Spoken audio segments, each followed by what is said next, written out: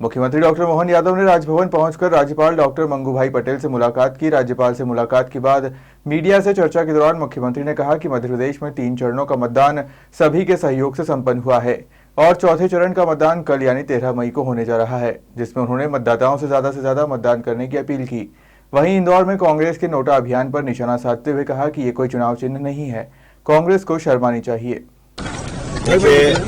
मेरी महंगाई से मुलाकात हुई और खास करके गर्मी के संकट में पेयजल की प्रबंधन हमने पूरे प्रदेश के लिए ठीक से किया है और जहाँ दिक्कतें हैं वहाँ हमें अन्य व्यवस्थाओं के आधार पर प्रबंधन करने के लिए बोला कि पीने के पानी के लिए किसी भी नगर में किसी गांव में कष्ट नहीं आना चाहिए।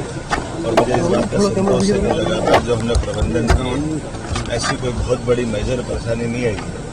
इसी के साथ साथ गेहूं उपार्जन का भी समय चल रहा है, गेहूं उपार्जन में बड़ा टारगेट भी हमारे पास है, लेकिन गेहूं के बाजार में भी अच्छे भाव है तो स्वाभाविक रूप से गेहूं के अच्छे भाव मिलने कारण से फिर भी जितना गेहूं मिल सकता है वो हम लेकर प्रयास कर रहे हैं। माननीय केंद्र सरकार के श्रीमान हमारे पीयूष गोयल जी ने कहा कि आप जितना गेहूं खरीदते उससे अपने प्रबंधन किए।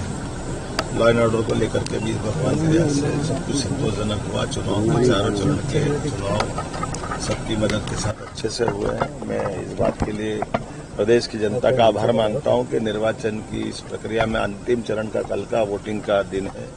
सब अपने मताधिकार का आटो लोकसभा जो हमारी मालवा निमाड़ की होने वाली है सभी अपने अपने वोट का सदुपयोग करें। मैं कल स्वयं भी उज्जैन वोट डालने जा रहा हूं, मेरा वोट उज्जैन में है, इसलिए मैं अपनी ओर से एक तरह से आने वाले समय में ये निर्वाचन का पर्व चल रहा है। यशस्वी प्रधानमंत्री ने जिस ढंग से कैंपेनिंग की माहौल बना है उसका अपने आप यश दिख रहा है कि हम अपने अगर राजनीतिक दृष्टि से बात करूं अपने उत्तरदायित्व के अलावा तो भाजपा के कार्यकर्ता के नाते से और भाजपा के स्टार प्रचारक होने के नाते से हमारी अपनी कल की 8 सीट मिला करके 29 सीट हम जीतने की स्थिति में आ गए हैं। मेरी ओर से अपने सारी जनता का ये प्रेम भाजपा के प्रति जो आया है मैं एक तरह से उनका हृदय से अभिनंदन करता हूँ। और मोदी जी ने जो काम करके जगह बनाई ये तो न भविष्य की वर्तमान का मोदी युग ये स्वर्णिम काल में लिखा जाएगा। एक बार फिर आपसे मैं अपील करता हूँ कि सरकार की व्यवस्थाओं में शासन के तंत्र में वर्तमान की गर्मी के समय में जितना जरूरत है तभी निकले। टेम्परेचर बहुत बढ़ रहा है आने वाले समय में और ऐसे में अपना स्वास्थ्य का भी ध्यान रखिए और खासकर पेयजल संबंधी या कोई कठिनाई है तो जिला प्रशासन आपके संपर्क में रहेगा। लोकल प्रशासन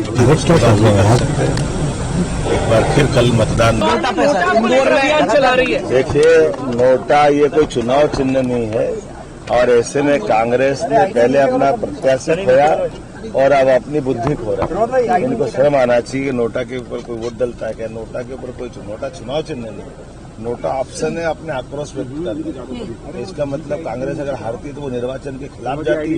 ये कांग्रेस को सोचना चाहिए वो क्या कह रहे हैं, लेकिन बड़े दुर्भाग्य के साथ कहना चाहिए जिस ढंग की स्थिति बनती है कि कांग्रेस को अपने अंतर्मन में झांकना चाहिए कि उनका संगठन कहाँ फेल हो रहा है, कौन कौन सी उनसे गलतियां हुई है।